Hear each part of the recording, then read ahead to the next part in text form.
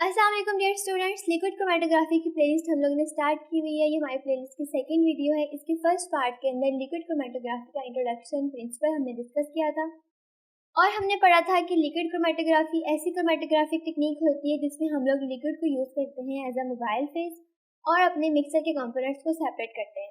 इस video lecture के अंदर हम लोग पढ़ने वाले हैं मोड्स ऑफ लिक्विड क्रोमेटोग्राफी की लिक्विड क्रोमेटोग्राफी किन किन तरीकों से हो सकती है। तो स्टूडेंट्स, लिक्विड क्रोमेटोग्राफी को परफॉर्म करने के बहुत सारे तरीके हैं, लेकिन चार जो मोस्ट इंपॉर्टेंट मोड्स हैं जिनको हर जगह पर डिस्कस किया जाता है वही इस वीडियो में भी डिस्कस करेंगे। वो चार मोड्स हैं, उनके बारे में देखते हैं। फर्स्ट वन है reverse face chromatography, normal phase chromatography, ion exchange chromatography and side exclusion chromatography. और इस वीडियो लेक्चर में हम लोग इन चारों के बारे में पढ़ने वाले हैं कि इन चारों तरीकों से, इन चार मोड से हम किस तरह से लिक्विड क्रोमेटोग्राफी करते हैं और इन चारों का जो बेसिक प्रिंसिपल है वो सेम ही होगा। बेसिक प्रिंसिपल यही है कि हम लोगों ने अपने मोबाइल फेस के अंदर लिक्विड को यूज़ करना है और अपने जो मिक्सचर है उसके कंपोनेंट्स की सेपरेशन करनी है और उनकी आइडेंटिफिकेशन करनी है। तो स्टूडेंट्स, वीडियो स्टार्ट करने से पहले मेरी आपसे छोटी सी रिक्वेस्ट है कि अगर आपने अभी तक मेरे चैनल को सब्सक्राइब नहीं किया तो उसको लाजमी सब्सक्राइब कर दें और बेल आइकन को प्रेस कर दें ताकि नई आने वाली वीडियोस का नोटिफिकेशन आपके पास आता रहे।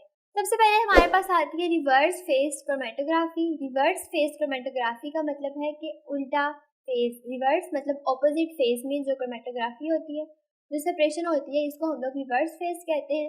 ये नॉर्मल क्रोमेटोग्राफी के ऑपोजिट होती है। जब आप उसको पढ़ेंगे तो फिर दोनों में डिफरेंस समझना ज़्यादा ईजी हो जाएगा। इसके अंदर जो स्टेशनरी फेस हम यूज़ करते हैं वो नॉन पोलर होता है और जो मोबाइल फेस होता है वो पोलर होता है।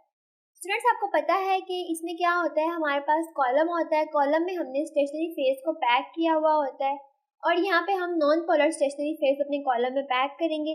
उसके ऊपर हम अपने सैंपल के मिक्सचर को इंजेक्ट कराते हैं जिनको हमने सेपरेट करना होता है और सबसे बाद में हम उसमें मोबाइल फेस इंट्रोड्यूस कराते हैं जो कि लिक्विड होगा और पोलर होगा। सेपरेशन प्रोसेस इसका क्या है, ये हाइड्रोफोबिक इंटरेक्शन की बेस पे होता है। हाइड्रोफोबिक का मतलब है कि वाटर हीटिंग इंटरेक्शन। जो मोबाइल फेज है वो पोलर होगा और मोस्टली हम लोग वाटर यूज़ करते हैं द मोबाइल फेज इसके अंदर। तो मोबाइल फेज के अगेंस्ट रिवर्स में हमारे पास सेपरेशन होगी कंपोनेंट्स की। जब हम इसकी एग्जांपल पढ़ेंगे तो आपको ये सारा का सारा कॉन्सेप्ट क्लियर हो जाएगा। इसकी एप्लीकेशंस क्या क्या हो सकती हैं। It is used to separate wide range of organic compounds like pharmaceuticals, pesticides, environmental pollutants वगैरह। तो ये ऑर्गेनिक कंपाउंड्स के सेपरेशन के लिए मोस्टली यूज़ किया जाता है। तो स्टूडेंट्स, यहाँ पे एक इजी सी डायग्राम है जिसके जरिए से आपको समझ आ जाएगी रिवर्स फेस क्रोमेटोग्राफी की। सबसे पहले इस डायग्राम में अगर आप देखें तो यहाँ पे एक कॉलम हमारे पास है, इसके ऊपर से हम लोगों ने अपना मोबाइल फेस इंट्रोड्यूस कराना है। कॉलम को यहाँ पे जूम करके दिखाया है तो इसमें आप देखिए ब्लू कलर का यहाँ पे स्टेशनरी फेस पैक हुआ हुआ है। अब आपको पता है कि रिवर्स फेस क्रोमेटोग्राफी के अंदर जो हमारे पास स्टेशनरी फेस होता है वो नॉन पोलर होता है और जो हम ऊपर से मोबाइल फेस ऐड करते हैं वो पोलर होता है। अब इसमें किस तरह हाइड्रोफोबिक इंटरेक्शन के जरिए से सेपरेशन होती है उसको आप इस डायग्राम में देख सकते हैं। ये ग्रीन वाला जो हमारे पास है ये मोबाइल फेस जो हमने ऊपर से ऐड किया था और जो ये वाले ब्लू वाले हैं ये हमारे पास अपना स्टेशनरी फेस और ये नॉन पोलर है। तो सैंपल मिक्सर के वो वाले कंपोनेंट्स जिनकी एफिनिटी मोबाइल फेस के साथ ज़्यादा होगी वो हमारे मोबाइल फेस के साथ इंटरेक्ट करेंगे और हाइड्रोफोबिक इंटरेक्शंस के जरिए से जल्दी सेपरेट हो जाएंगे। नेक्स्ट हमारे पास आता है normal phase chromatography. Normal phase chromatography reverse face chromatography के बिल्कुल ऑपोजिट है। इसमें स्टेशनरी फेस पोलर होता है जबकि वहाँ पे नॉन पोलर था और मोबाइल फेस यहाँ पे नॉन पोलर होता है। सेपरेशन यहाँ पे होती है पोलैरिटी इंटरेक्शन की बेसिस के ऊपर और इसकी एप्लीकेशन देखें आप, separating polar compounds like sugars, amino acid और organic acids. Normal phase chromatography का जो प्रोसेस है ये मोस्टली पोलर जो कंपाउंड्स होते हैं उनकी सेपरेशन के लिए यूज किया जाता है। स्टूडेंट्स, नॉर्मल फेस क्रोमेटोग्राफी और रिवर्स फेस लिक्विड क्रोमेटोग्राफी का डिफरेंस बहुत इंपॉर्टेंट है और ये आपके एग्जाम में भी आता है, स्पेशली एमसीक्यू के पार्ट में बहुत आता है। तो इसका जो डिफरेंस है इस डायग्राम के जरिए से हम लोग क्लियर करेंगे तो आप लोगों ने इस पॉइंट को गौर से समझना है। नॉर्मल फेस क्रोमेटोग्राफी और रिवर्स फेस क्रोमेटोग्राफी एक दूसरे के बिल्कुल ऑपोजिट हैं। ऑपोजिट किस तरह से हैं, क्योंकि इनके अंदर जो ऑर्डर ऑफ पोलैरिटी होता है वो डिफरेंट होता है। अगर हम लोग पोलर कंपोनेंट्स लें और हमने उन पोलर कंपोनेंट्स की सेपरेशन करानी है तो हम लोग अगर उनको नॉर्मल फेस क्रोमेटोग्राफी के जरिए से सेपरेट कराएंगे तो उनका जो ऑर्डर होगा वो डिफरेंट होगा। लेकिन अगर हम उसको रिवर्स फेस क्रोमेटोग्राफी में हम लोग उनको सेपरेट कराएंगे तो उनका ऑर्डर बिल्कुल रिवर्स होगा। अगर आप यहाँ पे इसका ग्राफ देखें तो यहाँ पे नंबर 1 पहले लिखा हुआ, फिर नंबर 2, नंबर 3 एंड नंबर 4 और रिवर्स फेस जो लिक्विड क्रोमेटोग्राफी है इसमें ऑपोजिट दिया हुआ है इसके। मतलब नॉर्मल फेज रिवर्स फेज के बिल्कुल उल्ट है। अब किस तरह से उल्टा है ये भी देखते हैं। नीचे अगर आप देखें यहाँ पे पोलैरिटी ऑफ सेपरल कंपोनेंट्स लिखी हुई हैं। जो उनसे नंबर 4 के कंपोनेंट्स हैं वो ज़्यादा पोलर हैं, जो नंबर 3 के कंपोनेंट्स हैं वो कम पोलर हैं, नंबर 2 के कंपोनेंट्स उससे कम पोलर हैं, और जो नंबर 1 पे कंपोनेंट्स हैं ये सबसे कम पोलर कंपोनेंट्स हैं। तो यही ऑर्डर ऑफ पोलैरिटी है जिसकी बेसिस के ऊपर नॉर्मल फेज क्रोमेटोग्राफी और रिवर्स फेज डिफरेंस कर रहे हैं। अगर हम लोग नॉर्मल फेज लिक्विड क्रोमेटोग्राफी के जरिए से अपने पोलर कंपोनेंट्स की सेपरेशन कराएं तो यहाँ पे हमारी ऑर्डर ऑफ पोलैरिटी इंक्रीजिंग होगा। मतलब वो वाले कंपोनेंट्स जो लेस पोलर होंगे वो पहले सेपरेट हो जाएंगे, और उससे ज़्यादा वाले जो होंगे वो बाद में सेपरेट होंगे, और सबसे एंड पे वो वाले कंपोनेंट्स सेपरेट होंगे जो सबसे ज़्यादा पोलर होंगे। यहाँ पे आप देखें नंबर 1 के ऊपर लीस्ट पोलर कंपोनेंट सेपरेट हुआ, उसके बाद सेपरेशन हुई उससे ज़्यादा पोलर कंपोनेंट की, और लास्ट पे हमारे पास वो वाला कंपोनेंट सेपरेट हुआ जो सबसे ज़्यादा पोलर था। तो ये हमारे पास ऑर्डर है इंक्रीजिंग ऑर्डर ऑफ पोलैरिटी।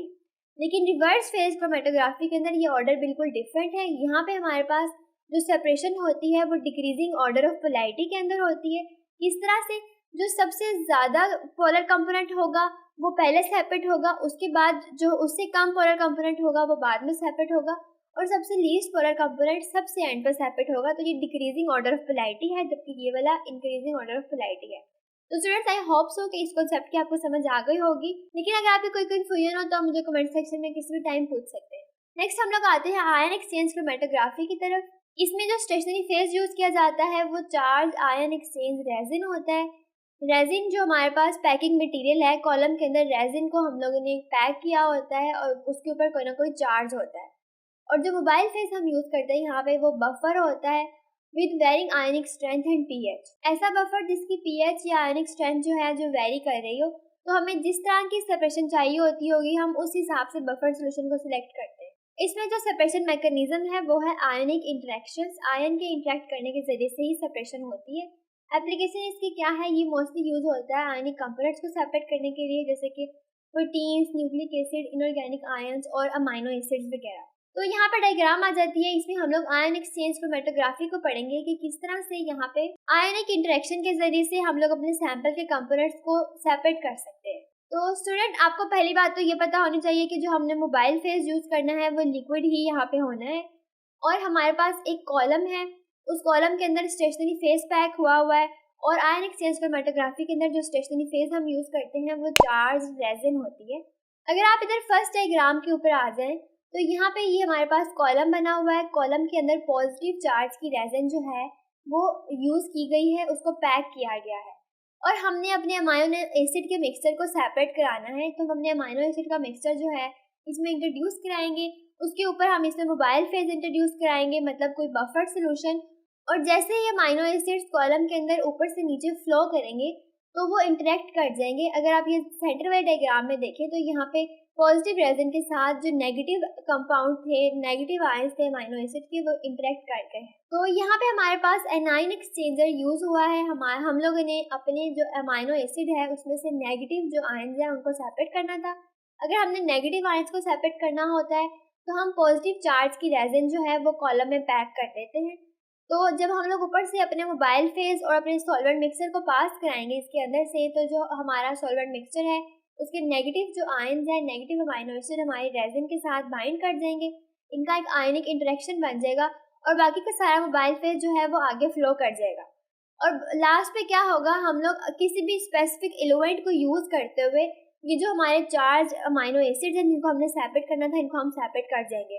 तो आई होप सो बहुत इजी सा कॉन्सेप्ट है, क्योंकि ये वाली वीडियो जो है हमारा main topic ion exchange chromatography नहीं है, और इस पूरी प्लेलिस्ट के अंदर हम लोग लिक्विड क्रोमेटोग्राफी के ऊपर ही फोकस करेंगे, इसलिए मैंने शॉर्ट इसको जल्दी बता दिया है। लेकिन अगर आपको किसी भी टॉपिक के ऊपर कोई डिटेल वीडियो चाहिए हो तो आप मुझे कमेंट कर सकते हैं, इंशाल्लाह मैं आपके लिए वीडियो जरूर बनाऊंगी। नेक्स्ट हमारे पास आता है फोर्थ और लास्ट मोड जो हम इस वीडियो में डिस्कस करने वाले हैं, वो है साइज एक्सक्लूजन क्रोमेटोग्राफी। ये साइज की बेस के ऊपर जो सेपरेशन होती है वो वाली क्रोमेटोग्राफी का मोड। इसमें स्टेशनरी फेज जो हम यूज करते हैं वो पोरस जेल होती है विद वेरिंग पोर साइजेस। एक पोरस जेल को हम अपने कॉलम के अंदर फिल करते हैं, और पोरस जेल जो होती है उसमें डिफरेंट साइज के कंपोनेंट्स पाए जाते हैं, और जो इसमें मोबाइल फेज होता है वो बफर या सॉल्वेंट होता है। सेपरेशन मैकेनिज्म क्या है, मॉलिक्यूलर साइज। मॉलिक्यूल की साइज की बेसिस के ऊपर हम लोग सेपरेट करते हैं अपने मिक्सर के कंपोनेंट्स को। और लास्ट एप्लीकेशंस हैं, it separating molecules based on their size, including polymers, proteins, nanoparticles. ये मॉलिक्यूल्स को उनकी साइज की बेस के ऊपर सेपरेट करती है। तो यहाँ पे इजी सी डायग्राम है, इसके जरिए से हम लोग साइज एक्सक्लूजन क्रोमेटोग्राफी का जो कॉन्सेप्ट है उसको ले लेते हैं। इधर कॉलम दिया गया है, कॉलम के अंदर स्टेशनरी फेज फिल हुआ है। स्टेशनरी फेज आपको पता है कि पोरस सिलिका जेल हमने फिल करनी होती है साइज एक्सक्लूजन क्रोमेटोग्राफी के अंदर, और उसके ऊपर हम लोग अपने जो सैंपल मिक्सर के कंपोनेंट्स हैं और जो हमारा मोबाइल फेज है उसको पास कराएंगे। तो जैसे ही हमारे सैंपल मिक्सर के कंपोनेंट्स स्टेशनरी फेज के साथ पास होंगे तो ये डिफरेंट साइज के अंदर डिस्ट्रीब्यूट हो जाएंगे और on the basis of their difference in size they are separated. जो लार्ज साइज के कंपोनेंट्स हैं वो पहले सेपरेट हो रहे हैं, जो उससे स्मॉल है वो बाद में, और जो सबसे स्मॉल है वो सबसे एंड पे सेपरेट होंगे। तो this is the basic principle of size exclusion chromatography कि किस तरह से साइज की बेसिस के ऊपर अपने कंपोनेंट्स की सेपरेशन करते हैं हम लोग। नेक्स्ट पॉइंट हमारे पास आता है चॉइस ऑफ एलसी मोड, कि हम लोग किस तरह से चूज करते हैं कि हम लोगों ने कौन सा मोड ऑफ क्रोमेटोग्राफी यूज करना है। The choice of LC mode depend upon specific properties of sample and desired separation. पहले तो ये डिपेंड करती है हमारे सैंपल की प्रॉपर्टीज के ऊपर। जिस तरह का हमारे पास सैंपल होगा उस हिसाब से हम लोग डिसाइड करेंगे कि हमने कौन सा मोड चूज करना है क्रोमेटोग्राफी के लिए। उसके अलावा डिजायर्ड सेपरेशन, हम लोग को किस तरह की सेपरेशन चाहिए होती है उस हिसाब से। कुछ फैक्टर्स हैं जिनकी बेसिस के ऊपर हम लोग चॉइस ऑफ एलसी मोड करते हैं, इनके बारे में पढ़ते हैं। सबसे पहले आता है केमिकल प्रॉपर्टीज ऑफ सैंपल। पहले हम देखते हैं कि जो हमारा सैंपल है उसकी केमिकल प्रॉपर्टीज कौन सी हैं, उसकी पोलैरिटी, उसका चार्ज, साइज देखते हैं, और जौन सी प्रॉपर्टी उसकी ज़्यादा इंपॉर्टेंट होती है उस प्रॉपर्टी की बेस के ऊपर हम लोग मोड ऑफ एलसी चूज करेंगे। नेक्स्ट आता है डिजायर्ड रेजोल्यूशन, हम लोग को किस तरह की रेजोल्यूशन चाहिए होती है, किस तरह की सेपरेशन चाहिए होती है। अगर हम लोग को जैसे साइज की बेस पे सेपरेशन चाहिए होगी तो फिर हम लोग साइज एक्सक्लूजन यूज करेंगे, और अगर हमारा कोई चार्ज पार्टिकल है, हमने उसकी चार्जेस की सेपरेशन करनी है तो फिर हम लोग आयन एक्सचेंजर यूज करेंगे। तो ये डिपेंड करता है कि हम लोग को किस तरह की रेजोल्यूशन चाहिए, किस तरह की रिजल्ट चाहिए। नेक्स्ट आता है सेंसिटिविटी के ऊपर, जो हमारा सैंपल मिक्सचर है उसकी सेंसिटिविटी के ऊपर बेस करता है। अगर हमारे पास कम अमाउंट ऑफ सैंपल है तो फिर हम लोग ऐसा क्रोमेटोग्राफिक प्रोसेस यूज करेंगे जिसमें कम सैंपल में भी हमें अच्छे रिजल्ट मिल सकते हैं। लेकिन अगर हमारे पास बहुत ज़्यादा अमाउंट में सैंपल होगा तो फिर हम लोग ऐसा क्रोमेटोग्राफिक प्रोसेस चूज करेंगे जिसमें जो सैंपल जितना मर्जी वेस्ट हो जाए हमें फर्क नहीं पड़ेगा। और लास्ट पे आता है कंपैटिबिलिटी विद डाउनस्ट्रीम एनालिसिस, कि हम लोगों ने अपने एनालिसिस के अंदर जितने भी स्टेप्स करने हैं, जो उनसे प्रोसीजर्स यूज करने हैं, जो हमारी लैब्स हैं, जितने भी फैक्टर्स हैं, उन सब फैक्टर्स के साथ जो हमारा मोड है वो कंपैटिबल हो। उसके अलावा यहाँ पे 3 और मोड्स बताए गए हैं। इन 4 के अलावा और भी मोड्स ऑफ HPLC होते हैं, affinity chromatography, hydrophobic interaction chromatography, कायल क्रोमेटोग्राफी वगैरह। तो स्टूडेंट्स, आई होप सो कि ये वीडियो आप लोगों के लिए हेल्पफुल रही होगी। इंशाल्लाह अगली वीडियो के अंदर हम लोग HPLC को स्टार्ट करेंगे और हम उसको फुल डिटेल में पढ़ने वाले हैं। और इस वीडियोस को अपने फ्रेंड के साथ लाजमी शेयर करें ताकि उन सबको भी इन वीडियो से फ़ायदा हासिल हो, और मुझे मेरे इंस्टाग्राम और फेसबुक पेज के ऊपर फॉलो कर लें। अल्लाह हाफिज़, बहुत जल्द मिलते हैं अगली वीडियो के अंदर।